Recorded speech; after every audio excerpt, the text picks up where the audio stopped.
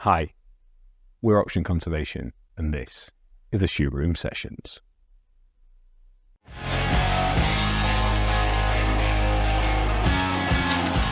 Hi Mark, welcome to the Shoot Room. Can you tell our watchers and listeners who you are and what you do? Sure. Well, Rich, thanks first of all for having me. My name is Mark Birks. I'm a principal of a firm called Avison Young. I specialise in land and development, based in the Midlands, and basically deal with everything involved with the land and development game within the residential development market. Nice. How on earth did you get there? So one of my favourite questions is to ask people, take us through the chapters of your career from where you grew up to where you are now. Okay, honestly, my original involvement is simply because I wasn't smart enough to be a lawyer. I saw surveying as a sort of natural. No, I mean, I had a general interest in my A-levels were, I think, economics, history and English, with a very clear plan that I was going to go into law. I did some work experience slots doing surveying and absolutely loved it. And so ended up ultimately doing a degree at Reading University, typical, qualifying in 2002. Is Reading typical for your industry? That's where. Yeah, I mean, look, it's the go-to. It was the go-to place. I think it still is the go-to place. Oxford Brookes, Reading. You know, there's a stereotype about Aberystwyth for geography. Everyone goes to Aberystwyth. Yeah, possibly. Yeah, but it's basically the land manager degree. A Reading is sort of very robust and a real sort of stalwart of the industry. So I did that. Qualified in 2002. Got my first job at a firm called GVA Grimley in 2005. GVA Grimley then became GVA. GVA subsequently became GVA Bilfinger, and then in 2019 were taken over by Avison Young. So although I'm still the one-team man, really, it's very much all under the same. Been all based in and around the Midlands? Yeah, so I've always been based in the Midlands. Being really honest, again, I set out from qualifying from Reading thinking I'll go and do my 2 years of qualification, which I have to do as a surveyor, living at home. I'll get my letters and then I'll immediately move to London. I did get my letters in 2007, but as fate would have it, that's when the financial crisis hit, and I thought, oh, actually, I'll stay in Birmingham. It's all quite nice and cosy here. I've got a job and a lot of my colleagues and peers don't, so I'll stick with Birmingham. And as it turns out, you know, it's been a great move. You know, Birmingham is massively on the up, largely because of, you know, wholesale development that's happening in the city at the moment, and I'm keen to be part of a big part of that. Amazing. So where was childhood for you? What was that like? So childhood for me was Ludlow in Shropshire. It was living and growing up on a farm, although my dad was a surveyor, but ultimately growing up on a farm, so very rural upbringing. So yeah, living out in the sticks was great. A lot of my old close friends are still out in the sticks, and still see them a lot. So proper rural background, and I still sort of use that as an example of why I was so interested in urban areas, because I wasn't living and breathing it when I was a young lad, and actually having the ability to now see it and that general interest of something you'd not seen in the same way as you had as a child was, I think, what originally took me into property, and what ultimately that change was what really grew my interest in why I wanted to do it. And so do you split your time across the two now? Still a lot of time in the rural and the urban? Yes, I mean, I answer this from a personal sense, that I see a huge polarisation between the sort of rural world and the urban world, in that if I've had a tough week doing a few days in London or whatever, there is nothing that drives me on to get home and running around a field in rural Shropshire, or chopping logs, or doing something ruralist, in order as a way of sort of calming the anxiety and stress of a horrible week. But I think in a professional sense, I am more involved in the urban development scene. That's been a big part of my career growing up, and I'm probably very involved with it now.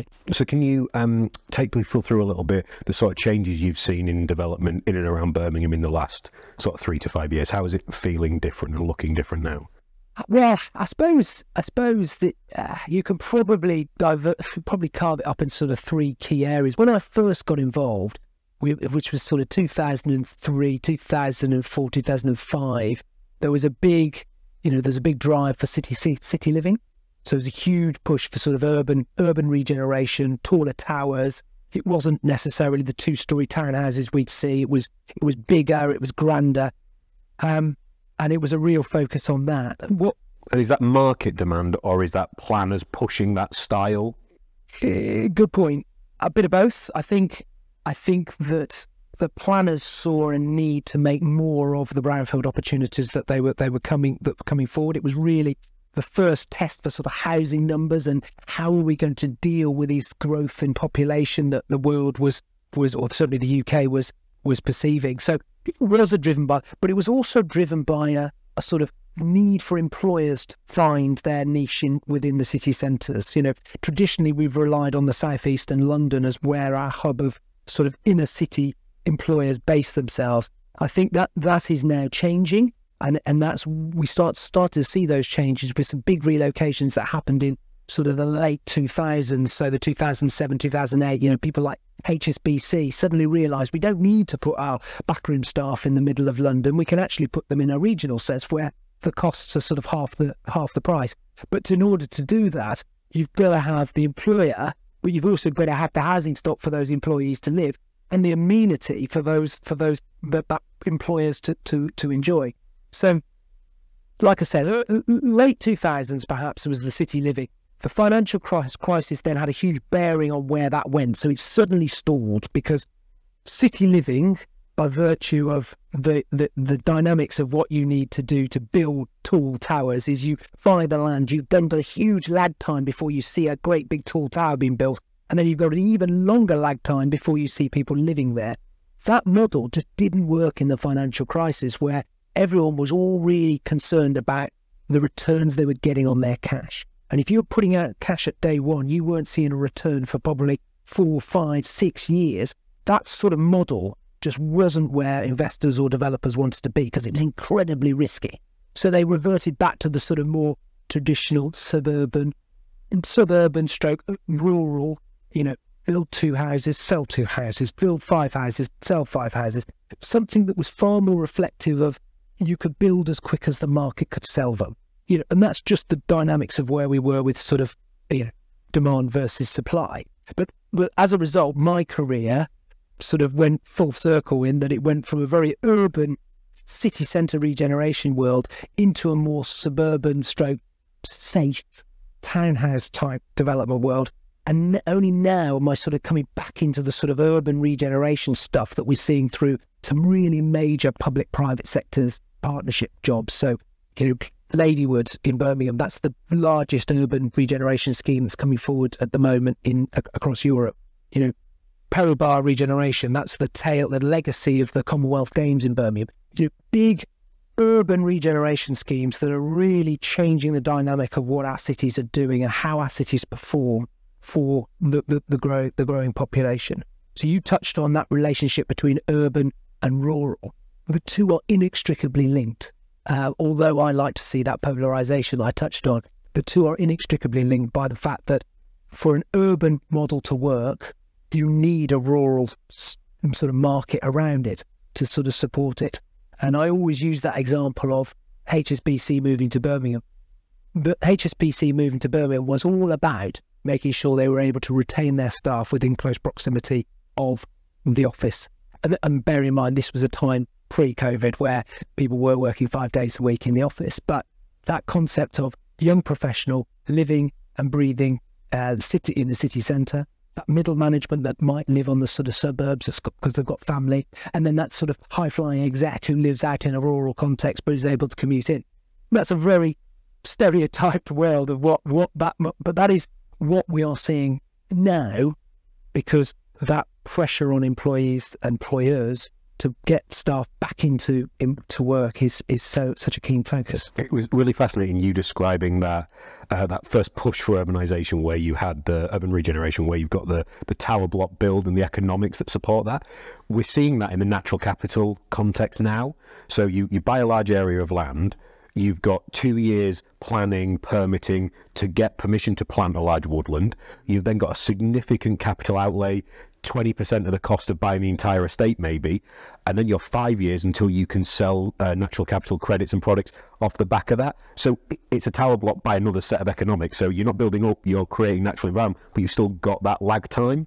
that challenge people are feeling, and there is an appetite to find tools and solutions for smoothing that type of return as well, similar to what you described when going for the small developments rather than the big. Yeah, and I think that's where you see this, because the current market, I think it's well publicised, is everyone's very uncertain about these interest rate changes. Everyone's very uncertain about where the UK housing market is going, and so the push for these sort of public-private partnerships are more geared back to the fact that local authorities want things to happen in their city centres, but they don't want another stalling like we had in the financial crisis, where people weren't prepared to put their capital at risk so early on because of the lag. So the partnership model that's coming to the fore now is a way of is that mechanism, is that way of de-risking it, where a landowner is not necessarily being asked for that. Sorry, a developer is not necessarily being asked for that big sum of money up front, but there's a cognizance that they are working with that public partner to deliver something that, if it works, they both share the upsides going forward. So that works from a public partner side of things, because, as you're probably all aware, public sector is quite stretched financially at the moment. So it works in that context, but it also works in the developer world, where there is this pressure on cash and being able to monitor the returns, that ultimately that cash will generate. So if we take that cash thread and run it through to the environment side of things, how much are you seeing, and if we focus on the urban context to start with, how much are you seeing the environment and sustainability and the sort of energy performance of buildings and properties becoming a factor now? That is there's a whole load of different issues that are unravelled in all of those three things. I think let's start with this sort of the net zero. There is, future home standards that are coming into the house building world are probably the biggest challenge that the house building industry has got at the moment, okay? Partly because of what that does in terms of build costs. And developers on the whole, house builders, regional developers, whoever, local housing associations, the biggest risk they have is the uncertainty. What is going to happen by the time I either commit to buy this land or the time that I commit to build this land? So net zero carbon is a big challenge in that regard, because they are concerned about what it's going to cost them in order to achieve that. And because there's no prerequisite or any real strong comparables of what that looks like, it's quite difficult to sort of really monitor that. But what I will say is that now, rather than 10, 20 years ago, the developer market recognises the added value that a net zero property house will have. So they find the view that a discerning customer will pay that 15, 20 grand more that it's going to cost in order to build that house. Whereas probably 10, 15 years ago, people couldn't commoditise that. There wasn't the energy price issues that people are having now. So I think net zero carbon is an interesting one, because at the moment there's a sort of standoff within the developer world, although the developers know they're going to have to provide it. But I think their comfort is that people's understanding of net zero carbon and the tangible value they add to the home from having a net zero carbon house will improve, will significantly improve the saleability, the marketability, and ultimately the price.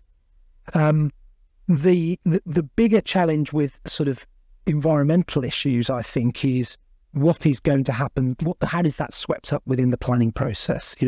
I talk about developers wanting certainty of knowing what is going to happen. I think there's a big concern within the environmental world that within the sort of headlines of a case officer working in a local authority planning officer, local planning office, does he really appreciate, or he or she really appreciate, what the implications of that environmental issue that's dealt with over here? And generally, if there's a disconnect on sort of understanding, there's generally a pause or there's a cost for the developer. Yeah, often both. Often both. So the implications for them is that uncertainty, again, it means risk. It means either them not doing it, or it means them putting in a huge contingent sum that can lead to issues with delivery. Okay? So from an environmental context, it is one of the cocktails that I think, we're probably going to come on to around why the UK is not building sufficient houses as it might do. It is not the overarching bearing factor. It is something that is evolving. but I think it probably sits within a cocktail of different issues that the house building industry is currently dealing with. Let's go there. So why do you think we have the stagnation? In fact, do we have a stagnation of house building, and if so, why? Yeah, okay. So that is again a massive issue. But what I think we put too much reliance on a very few number of house builders that actually build our product. There are lots of speculators, developers, promoters that own land assets that are trying to get planning permissions, but actually the deliverers, the people that are actually delivering new homes to you or I, are the PLC house builders. Those PLC house builders are not the only ones in the market, but they drive such a large proportion of the UK housing market that they've got to be, the big people that we need to look at in terms of that problem. And why are they not delivering homes? Well, they're not delivering homes because of the planning system. We'll come back to that. That's probably too easy an issue just to give them a kicking on their own. But the planning issue, uncertainty about where the housing market is going. Like any other business, if any other business is concerned about how many the sale of their outputs, they will stop feeding the sausage machine. And it's exactly the same within the house building game. So that exit of how many units we're selling in terms of houses is really driving what so just to clarify that point, so your sort of hypothesis there is that the PLC house builders don't think there's a demand for more, that's why they're not pushing more through? They think there's a demand for more, but they are not at this point in time prepared to speculate building 25, 30, 50 houses at risk. They'd rather build 10 houses at risk. Okay. So in the event there is an uncertainty, then they're not overly exposed in terms of that tied up. So that's it at the moment in this current economic issue, is the sort of micro factor. But if we look, we have not built houses, we have not built sufficient houses for 50, 60 years. So this current micro issue that we're seeing at the moment, which is a demand supply issue in my eyes, is not the sole reason. If we take a sort of more macro look at this, it is, I think, again, down to the longer term planning prospects. I think it is down to a gap in trades, a gap in materials. I know the modular housing businesses have tried to plug that gap by trying to sort of commoditize house building. That's not really worked in the way that we thought it might do. And I think the other issue here is the technology. We haven't changed the technology of house building in 100 years. We are still talking about bricklaying. We're still talking about pits, pantower roofs. It is not, technology has not evolved with house building. I think that's starting to change now, but it's not. I think technology within the house building game is one of the reasons why it's being sufficiently slowed up, because we're not able to put the throughput of product that the market would necessarily need. So bring you back to the planning system. Mm-hmm. So give us a bit more of that in detail. You were ready to go with more. I paused on giving the planning cycle a bit of a kicking because I say now, I'm not a planner, but I do feel sometimes the planning teams get a bit of a kicking. My honest view is that the planning system is a very easy target for why we don't build enough. Sometimes there is just cause for criticism. The appeal process. If a developer doesn't get a planning application because, I don't know, a local planning authority, planning committee doesn't grant it a planning consent, it is then normally tied up for 12 months before it gets to an independent hearing and it's delivered. So I think there's got to be some fundamental changes to the appeal system and the decision-making process. My planning colleagues will probably kick me for saying this, but there is a series of unelected committee members that make a decision on a planning application that have no accountability to their local planning authority for the decisions that they make. They're also not accountable to their constituents for the fact that if they go through a planning appeal process and get taken for costs, the local planning authority has to pay those costs. So there is a big issue, I think, around the determination of planning applications. Who is accountable? Who's actually making the decision? And ultimately, where do we go after a planning appeal? So that is a big bit of the planning system that needs to be improved. So I think that's my, in a nutshell. There's probably millions of, but that is my issue. The other solvable issue, and this might come back to the point I was making about environment, is getting to a point of making a planning application. Is the planning officer sufficiently informed on environmental matters or highway matters or drainage matters to make a sound decision? And I know they'll take statutory consultee from people in that space, but often there is a disconnect between the case officer who is making the recommendation to their planning committee and the expert that's giving them that opinion. And the evidence that opinion, that expert gives to the planning officer being right, wrong, or interpreted correctly. So there's a big piece there around the planning officer having the correct facts and being independently verified that he's making the correct view based on the information he's given. So I'm hoping some of my former colleagues aren't running or cycling listening to this because they might fall over with what I'm about to say. But we have the same challenge in the Environment Agency, whereby it's easy to criticise and abuse. And I think the same thing is probably true of people working on the immigration side of things at the moment. Funds and budgets have been cut to a point whereby, however good a job someone might want to do, they just can't. So if you look at the tree planting world, you're now told to expect a 2-year delay until someone looks at your application, because they just haven't funded anyone to look at it. So it doesn't matter how many targets you set, if you don't put key people in place to allow you through that gateway, you can slow everything down as much as possible. Okay. And we are still feeling, when you did your sort of opening description of the chapters of your career and the sort of echoes of the financial crisis that are still happening today, like, your life in many ways was impacted and directed as a result of mine too, about the career path I took. We're still seeing those echoes of austerity. So in theory it's gone, but it isn't, because of the amount of people that aren't in jobs that are required to allow the systems and processes that are restricting growth and progress to improve, because they're not. We've got systems that are archaic and were made for the 40s and 50s that haven't been updated since then. Yeah, and I think I'm very, very mindful of what I was saying in terms of what my wish list would be for the planning. It was all based around resource. Because if you have more people involved in either looking at the data, compiling the data, reviewing the data and making a recommendation based on the data, the outcome in my mind would be better than if you've got one person, under-resourced one person, trying to do the same thing. And I genuinely think if it gets too difficult, that person doesn't make a decision.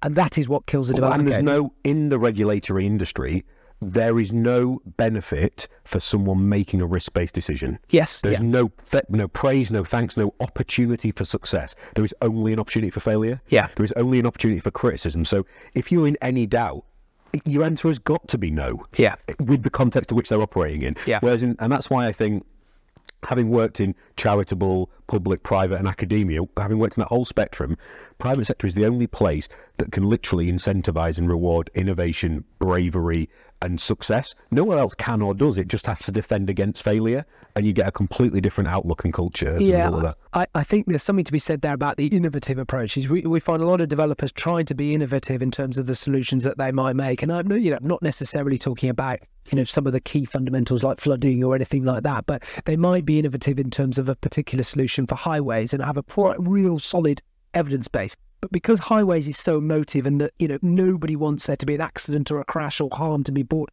it's so easy, as you say, for a local planning officer to say, look, it's untested, we're not comfortable, it's a no. So yeah, I tend to hear exactly what you're saying and see that's very relevant. It's a bit of an off-covering game rather than necessarily a proper evidence-based informed decision that's made. I think there's probably a chance I'm going to break my own rule here. Usually when I criticise something, I try and find something I can offer as a solution.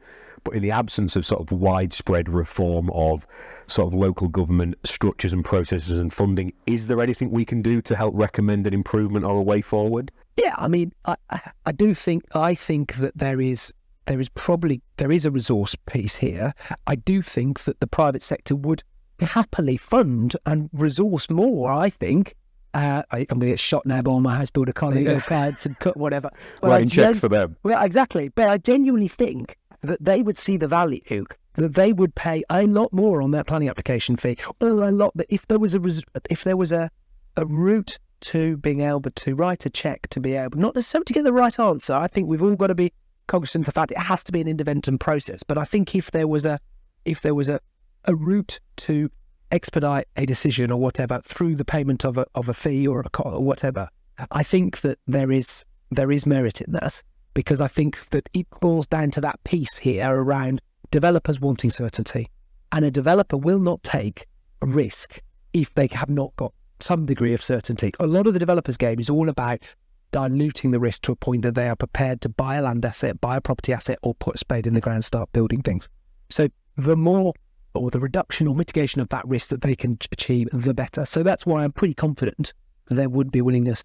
You've got to have people there in the first instance to want to be able to do the job. And I think that the exodus perhaps of local authority planners from the local authorities into the private sector probably tells you that you've got to have somebody there to be able to do the job. Yeah, it's one of the things we've grappled with, trying to make the environment sector aspirational for people to want to work in. So if you ask most people that are outside of the sector, what does working in the environment or conservation look like, they would visualise a retiree planting a tree on a Sunday. And that's very important and needs to happen. But no one coming out of uni is going, I want to do that. I want to think about my retirement now. So what we've tried to do at Oxygen Conservation is make roles that are interesting and exciting and well paid and competitive and aspirational. And you can just drive up the quality of those people working in the industry. We've been so fortunate. We've got people who are amazing people that have come from PLC house builders and top law firms and just skill sets that shouldn't be in the environment sector before where we are. Even so far as we had our final intern assessment day for 2024 last week, and we had 455 applicants for 4 intern roles. So we took 1% of candidates that came forward. And these people are coming out to the point by now, I'm like, I wouldn't get interviewed for this. I'm so glad I've got a job already because I just would not get in. I'd like to dive into the lack of skills, trades and resources we need to build and renovate the houses that the country requires. So where that's presented itself to us, every time we've visited a large estate whereby a lot of property development has gone on, including here at Mornicott, where 3 derelict barns, the main house and additional outbuildings have been renovated to provide ecotourism accommodation and homes for local people. And this has happened 4 or 5 times on estates.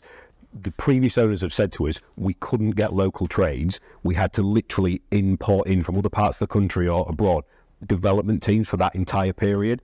So we've got 118 built properties across the first portfolio we've put together, and we're scratching our heads about finding those local trades that we need to develop that. What are you seeing industry-wide in terms of skills and resources? Well, yeah, I mean, the house builders per se, and there are different scales here, but the house builders per se will effectively look at two elements. There's the material cost and there's the trade costs. The material costs we're really a passenger in, really. Although some of the PLCs will have buying power, things like COVID and external issues will really impact on the cost of materials. The cost that they can deal with is the trades. So a lot of house builders and regional house builders are really trying to get in earlier, trying to get apprentice schemes up and running, because they feel that they can get in earlier, they can get those skills and get those people trained, rather than waiting necessarily to try and bring companies in externally like subcontractors, because partly it's down to price, again, wanting to know that they know what their build costs are going to be, but partly because of the certainty of knowing that build cost is there as well, knowing that they've got sufficient bricklayers on this site, or tilers on that site, or plasterers on that site. So it's that old adage of that certainty of knowing what they've got. But in terms of what they're actually doing, I think that the apprentice schemes are all being pushed, partly because they need to do that for social value exercises and all sorts, but partly because they see a real value in that. And does the apprenticeship levy help with that, do you think? Absolutely. Yeah, I think that's been a big driver. But I also think that a lot of these PLC house builders in particular, again, and I don't want to just dwell on them, but they have all of the same sort of ESG credentials that you would see of any sort of top 100, a city firm. So they're all being driven by the same sort of social value drivers as well. I think your focus on the PLCs is really important, and I think it's something that people outside of the industry perhaps miss, the weight and the force that they provide. And in the natural capital world, that doesn't exist yet. There is no principled developer as you described, there's lots of people buzzing around and servicing the industry and being brokers and buying and selling things, but actually delivering the environmental improvement we require. We're one of, if not the first, to actually do that. So some of the lessons and the mistakes and successes from the PLC house builder world, there's lots for us to learn from that, as well as we step into the shoes of being the main asset manager and developer for the natural capital space. Yeah, I mean, the PLCs have been there for, generations, so they're very mindful. They're not the be all and end all. You still need a good, strong regional house builder, and you need, a range of different sort of local builders ultimately that also build a few houses. But that's the makeup of the house building world, whether it's in a this particular local area, whether it's in Birmingham, whatever. It's a mixture of all of those types of different makeup of builders. But the other place where we're going now from in our world is that the build to rent market is emerging, and the build to rent market still, although it's the sort of early stages, still needs the PLC house builders to build it, because though as a build to rent fund they want to buy stock, they want the certainty of knowing what it's going to cost them to build that stock, and the best people to give them that certainty, surprise surprise, is the PLC house builder. So to bring two different topics together, so we talked about the environmental challenges and net zero and carbon side of things, and in terms of the skill set. So applying those both from urban to some of your experiences in rural, we have a lot of challenges and are starting to think about modernising houses, hitting the required EPC standards, but on historic and rural properties. What are your thoughts on how those same challenges that we discussed for new builders will affect retrofits and houses in the rural? Yeah, I mean, it's often, rural and retrofit is more difficult, and that's why your new house builders don't do it, even though they've got the skills to do it, because it's about getting teams to these rural areas where they won't ordinarily see it.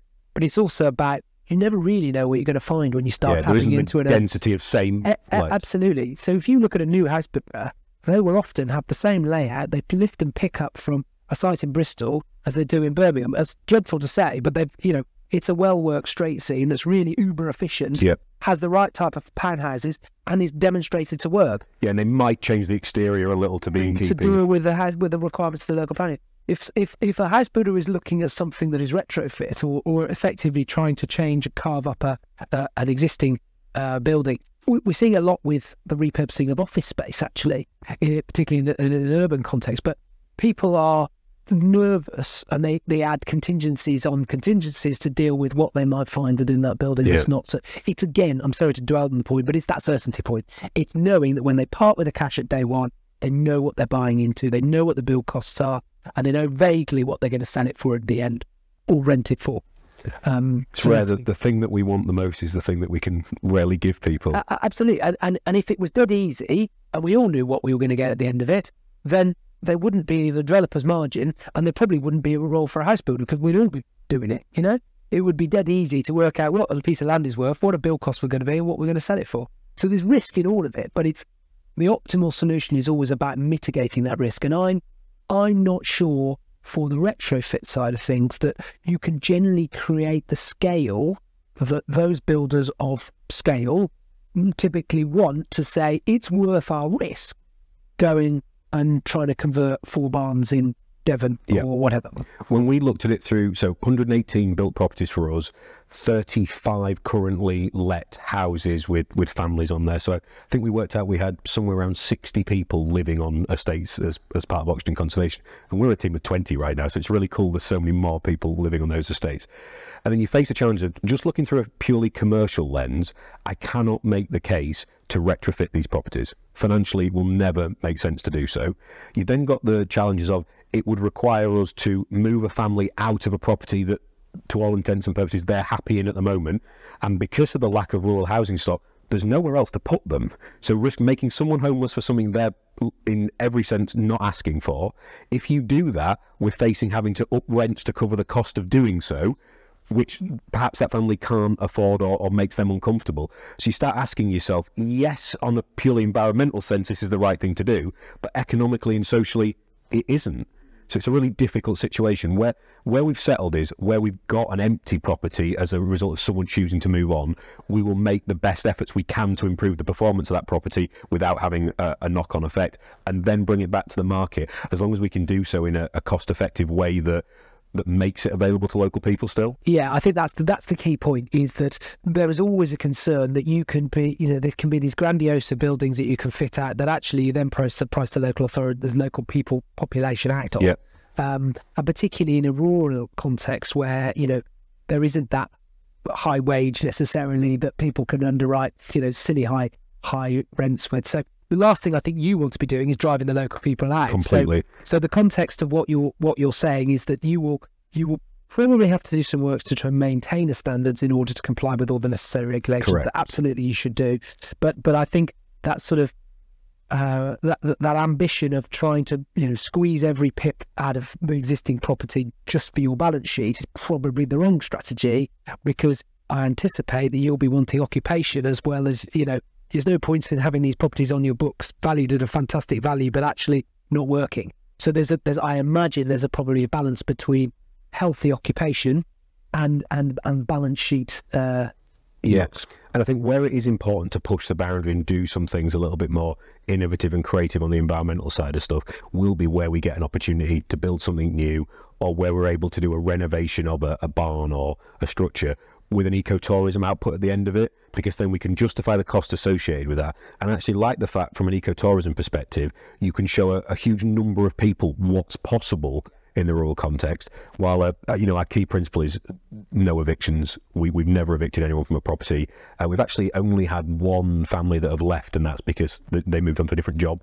So that's so important to us, to have people living and working in the rural context, because our rule on conservation is it's for people and wildlife, and if you're pushing people or wildlife off the environment, we're failing at doing the very first thing we started to do. Yeah, I mean that the environmental people thing's an interesting one, because that is now starting to come to the top of the tree, partly because developers are having to do so, because the planning system, etc., is now requiring us to provide quite a lot of biodiversity on site, but that balance between people integrating with their external environment is, I think, since COVID has really accelerated, and house builders and developers are seeing a real value in that, whereas before it was a sort of theoretical. But if you can if it makes economic sense to do so, put in that biodiversity area or put in that public part and allow people to have views of green space, and it pushes the price of that property or the rents of that property,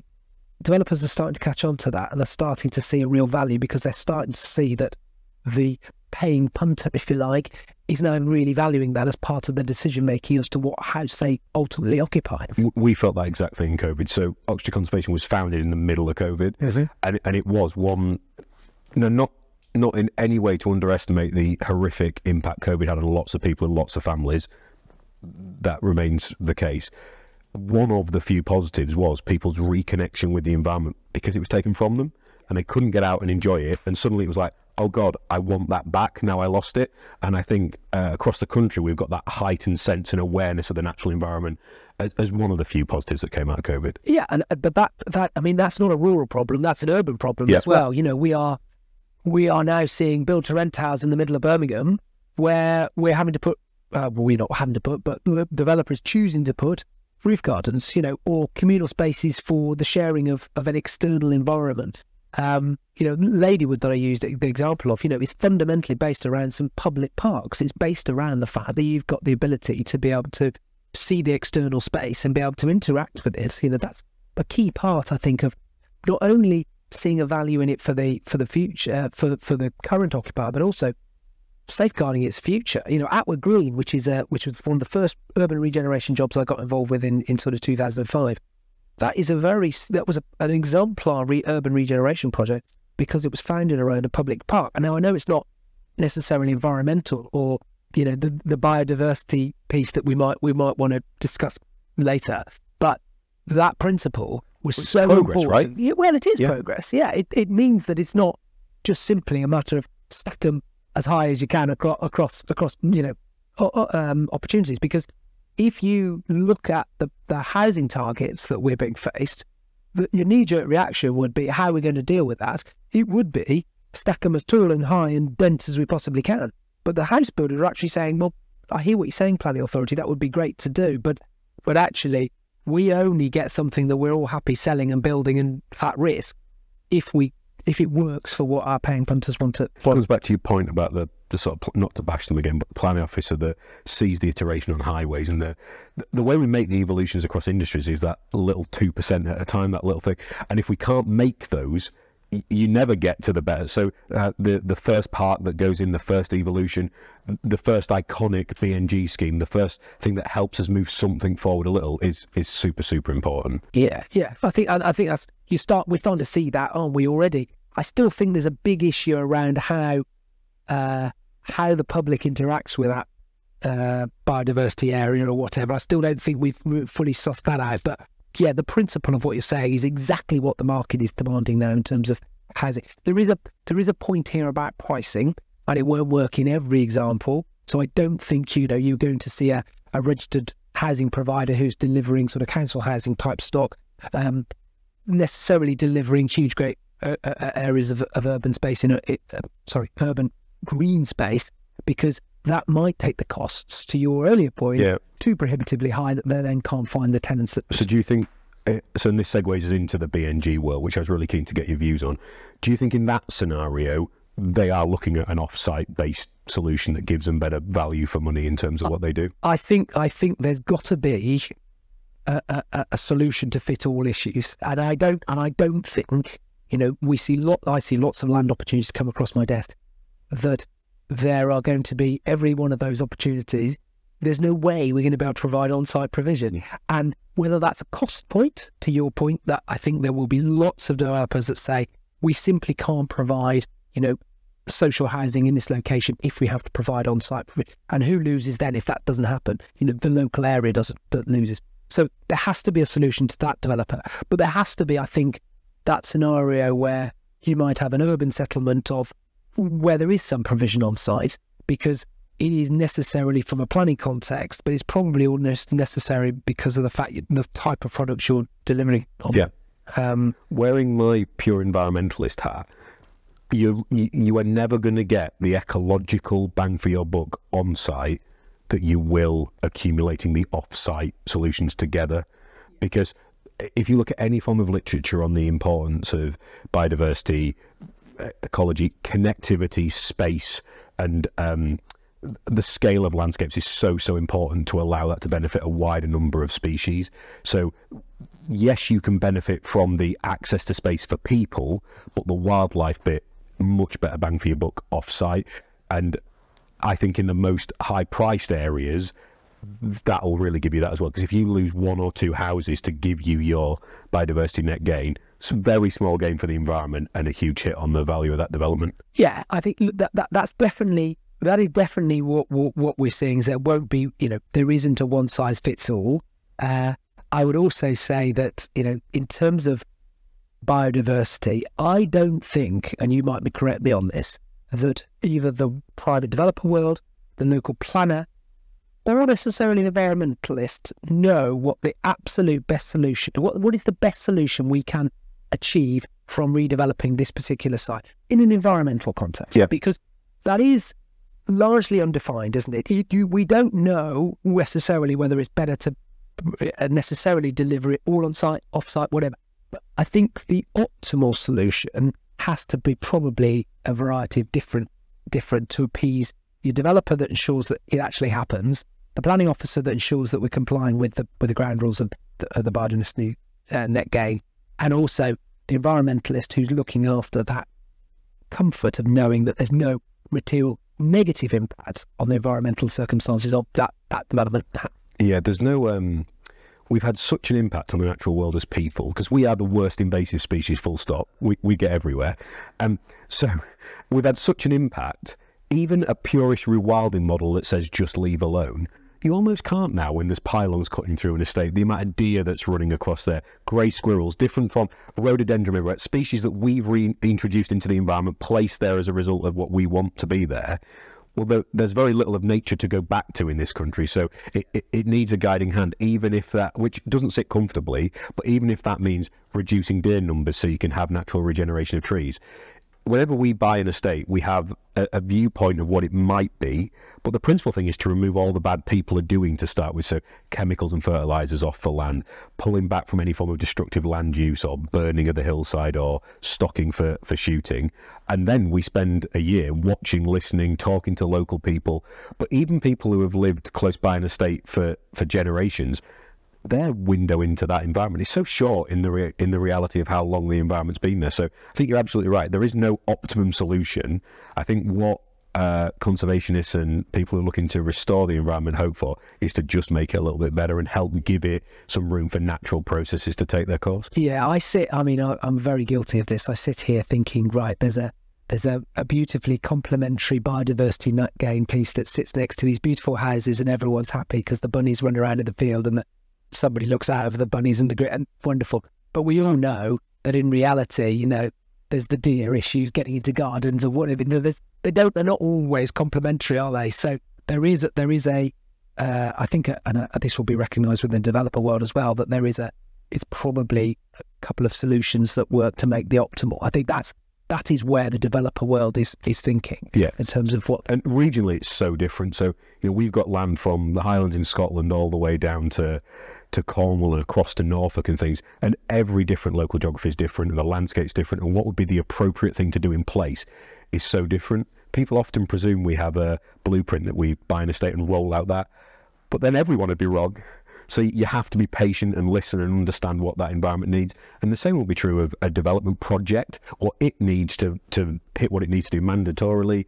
And also, as you said earlier, the social side of what it wants to do, the environmental, the economic, and there might be an angle, an opportunity. If you're doing a relatively urban development that has very little access to amenity or public space, then possibly the best bang for your buck is that access, cycle paths, things like that can get you to a space. Previously worked on an awesome scheme in Leicestershire that connected 3 nature reserves as part of development, which was wonderful because whilst it wasn't doing the net gain on site, by having the access tracks on site, it was bringing it all together. So it will be nuanced, specific interventions, and I guess that's the problem for the PLC world, who are used to being really efficient about their models and wanting to roll out the same solution, but that can't be replicated here. I think that is the nervousness from the developer world, and that is why you're seeing lots of, given I think the Biodiversity Net Gain regs come in at the end of January. Yeah. I think that's why you're seeing lots of developers at the moment getting applications in. So what is happening in the developer world at the moment, how they're dealing with it? Well, the first thing they're doing is they're getting as many applications in and validated before the regs come in to ensure that there isn't that uncertainty about what they're doing with biodiversity. Yeah, so many developers, when those were pushed back, BNG coming in from November to January, it was so interesting that a lot of developers went, we're not happy about this, because they wanted the certainty of at least we know it's coming. So even if they weren't happy about it, they were certain when it was coming. So then that moves as well, comes back to your point about the dangers of uncertainty or the difficulty people have with uncertainty. Yeah, but if you think about the affected parties here, unless the developer already owns the asset, the land, or whatever, which is quite rare in this current time without a planning permission, you will often find that it's the landowner of the development opportunity who is basically having the impact of the biodiversity net gain. So I genuinely think that the developer's concern is only really around the concerns over the timing and the pace and the certainty of getting to a planning decision, and that variable of environmental biodiversity net gain being a sort of another cocktail they've got to think about. But the true impact on the land value, I don't think is felt by the developer, because 9 times out of 10 they will be buying that land subject to getting a planning consent. And so if they are buying that land subject to getting a planning consent, and the planning officer is saying, well, no, you're now caught by the biodiversity net gain regs, that will be a factor of a new scheme and probably a new land price, because the reality is that gross acreage of say 30 acres suddenly gets reduced down because they're now complying with the new regs. So the impact, I think the developer market, other than rushing to get their applications in at the moment because they want the certainty to some degree, will be more of a passenger in this, only worried about the process rather than necessarily the outputs biodiversity net gain. That's really interesting. So if we fast forward, what do you think we're going to see over the next 12 months in relation to development, BNG, as these things settle in? What will be, if we sit here in 12 months, what will be the key themes we'll be looking back over? Well, I think, to be honest, I think it's already been factored in. So I do think the developers for probably 6 months, 9 months have been factoring these things in when they're making those land bids or whatever, for that very reason that they always take a worst case scenario, okay? So I think that most people, so we've already seen a lot of the impacts of what the biodiversity net gain is. I think what's going to be the longer term legacy, I think, will be that earlier point of what does an optimal output look like, and is a local authority going to be happy to have a combination of on-site, off-site? What is the consistency around environmental issues going forward? I think that will be the biggest challenge within the biodiversity net gain space, is making sure that an application, as you said, in Malvern Hills is perhaps looked at, not in a similar vein because there are different local planning authorities, but how things like biodiversity net gain is treated is to some degree consistent. Yeah, to borrow a football analogy, which is way off piece for me, you play the same sport in different countries, but the score's the same. So different style of solution. When you were talking, the one that popped into my head, the Nirvana, I think has got to be, if we can create a huge amount of new habitat off-site, but then if the potential was there for those same developers to put in a very small number of incredibly special, innovative development properties within those environments as well. Yeah. So you could end up with a byproduct of your more dense urban development is a very low density, gentle ecotourism opportunity that allows people to benefit and access from nature as well. It almost feels like that's the perfect circle that gives you a circular economy of development. Yeah, I guess, I know this is almost me posing a question back to you, but what do you think that there will be that consistency across the local planning authorities? No, not a chance in hell, no. So, no, but I think don't try and find it. So I don't think, if you know something's not going to be there, it's like it's Einstein, isn't it? Doing the same thing over and over again and expecting a different result. I think, would it be great if we had a system that offered consistency? Yes. But if we did, we'd end up all arguing that consistency didn't fit here anyway. So I spoke at a panel a few months ago and everyone was bashing DEFRA about, we need more guidance. And I was like, let's just hold on a minute. They'll issue the guidance and we'll all tell them it's wrong anyway. So I think actually accepting the situation we've got and moving towards more case studies of, well, this was successful here for these reasons. And if you can wheel out 5 or 6 of those examples and show a planning authority and say, this was accepted, we think the answer looks something like this here, what else do you need? I guess I'd call for, if there could just be slightly earlier conversation, slightly more collaboration, and people were a little bit more open-minded to, okay, if you have to have something, what does good look like? It's the best we can hope for in the next 12 months. So it goes back to that original point we were discussing about planning of evidence-based. You've got to make sure you put forward your best case, and also that the local planning authority has got the innovative ideas to follow what might have worked elsewhere. To think about it. Exactly, and that they're not... Yeah, okay. Well, I mean, I think that would work for the developer world, because I think if they know the rules of engagement, even if they don't know the outcome, I think the rules of engagement are just as important to a developer who, just wants the right answer to come forward. And like I say, may not necessarily be that bothered by the outcome, just wants it resolved to ensure that he's not here in a planning appeal in 2 years' time arguing about the quality of his biodiversity net gain provisions. So I think there's a big part to play there in terms of what happens in the next 12 months around establishing some of that case law's wrong, but precedents, I suppose, that we can then follow across the country. And I would anticipate that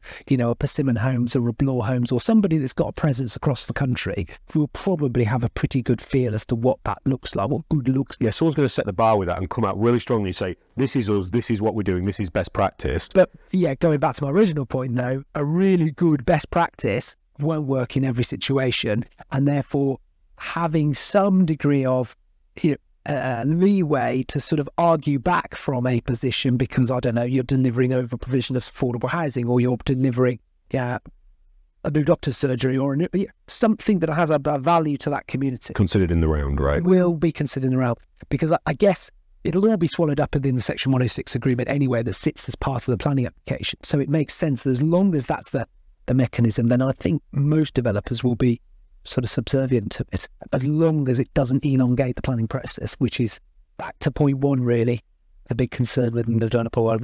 And that's a perfect way to wrap up, Mark. Thank you so much for a fascinating conversation. From when we first started thinking about the podcast, I was really keen to get you on and your views, especially because you've got such an interesting background of the urban and the rural and seeing how these come together, both from an economic, a social and environmental perspective. So thank you for finding time. Absolute pleasure. Thank you for having me. Like us.